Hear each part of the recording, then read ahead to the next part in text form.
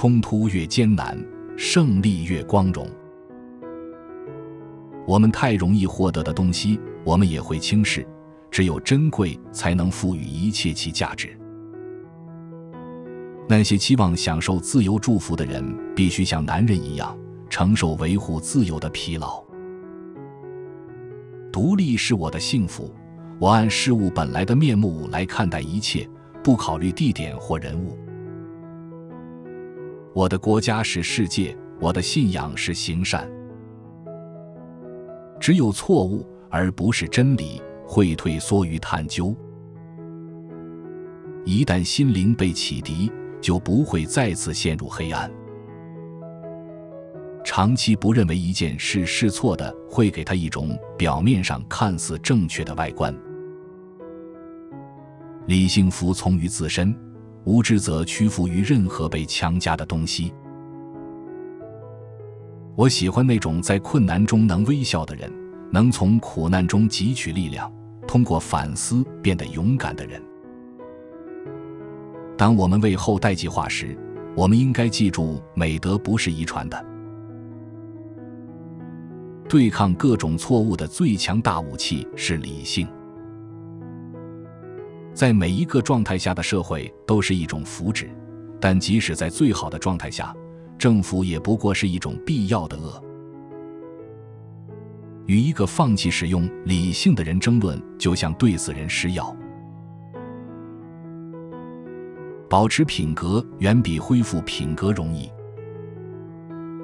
头衔不过是绰号，每个绰号都是一个头衔。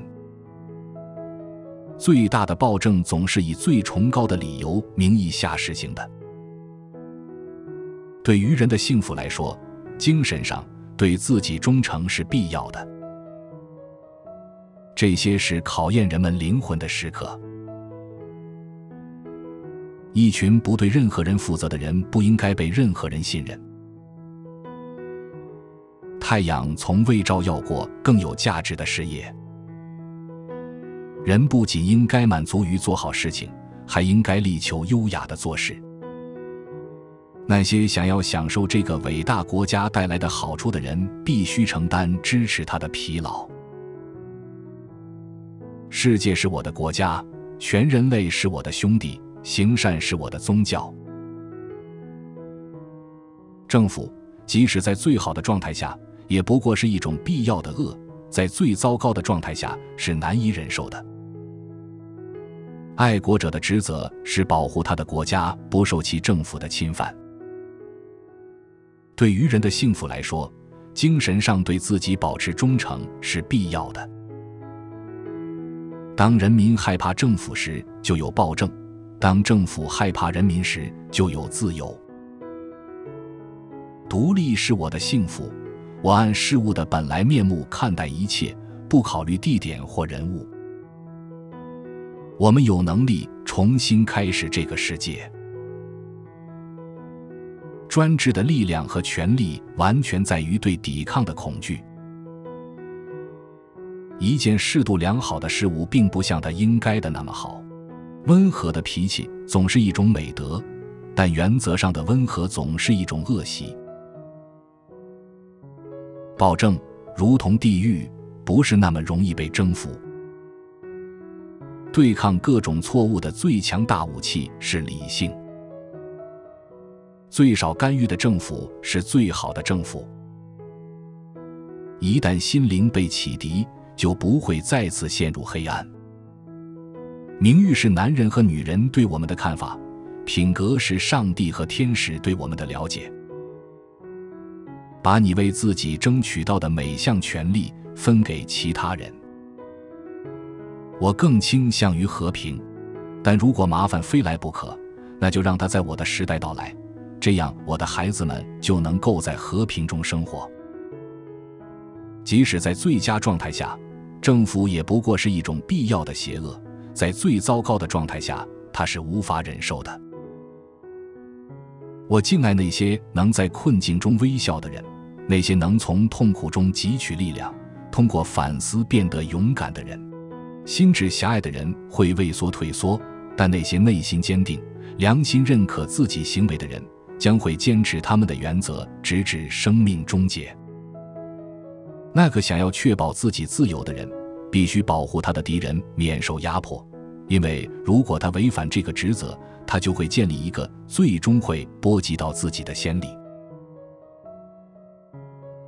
与一个放弃了理性使用和权威，且其哲学在于藐视人性的人争论，就像对死人施用药物，或试图通过圣经来使无神论者皈依一样。我们太容易得到的东西，我们往往过于轻视。相信一个残酷的上帝，就会造就一个残酷的人。一位好的教师比100位神职人员更有用。对于人的幸福来说，精神上对自己保持忠诚是必要的。不忠不在于信仰或不信仰，而在于假装相信自己并不真正相信的事情。心智狭隘的人会畏缩退缩，但那些内心坚定、良心认可自己行为的人，将会坚持他们的原则，直至生命终结。怀疑是卑鄙灵魂的伴侣，也是所有良好社会的毒瘤。说任何人民不适合自由，就是把贫穷作为他们的选择，并且是在说他们宁愿承受重税，也不愿意拥有自由。美德是通过努力获得的，这完全取决于你自己。因此，赞扬他人的美德只会鼓励自己的努力。我们应该考虑的是方向，而不是大小。但是，真理就是这样不可抗拒，他所要求的，他所想要的，就是自由的出现。以上是我们这一期的智慧格言，哪一句是您最喜欢的？请留言告诉我们，别忘了按赞、订阅、开启小铃铛。我们下期再会。